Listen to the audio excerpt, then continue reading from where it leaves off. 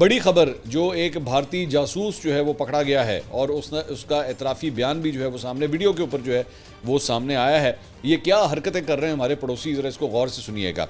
Basically ये इस सिलसिले में वफाकी वज़ीर इत्तलात अताउल्लाह तारड़ ने एक्चुअली तलाल चौधरी साहब के हमरा जो है एक बाकायदा प्रेस कॉन्फ्रेंस की। उन्होंने कहा जी, भारत मैदान जंग में शिकस्त को भुला नहीं पा रहा। ऑपरेशन सिंदूर की नाकामी के बाद इंटेलिजेंस इदारों ने भारत की पाकिस्तान के खिलाफ एक और कार्रवाई की कोशिश को नाकाम बनाया है।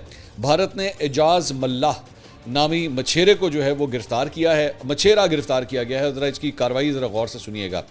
एजाज मल्लाह समंदर में माहीगिरी करता था। एजाज मल्लाह को भारतीय कोस्ट गार्ड ने गिरफ्तार किया। बेसिकली हुआ क्या है, ये है पाकिस्तानी और भारतीय कोस्ट गार्ड ने इसको ये गलती से शायद उनके वाटर्स के अंदर चला गया था, तो वहाँ पे गिरफ्तार किया।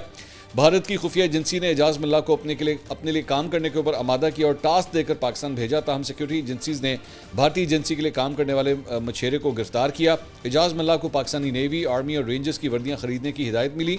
इसके अलावा उसे दीगर हसास अशिया खरीदने के मिशन के ऊपर वापस भेजा। वो जब ये वर्दियाँ खरीद रहा था तो पाकिस्तानी एजेंसियों ने उसकी निगरानी शुरू कर दी।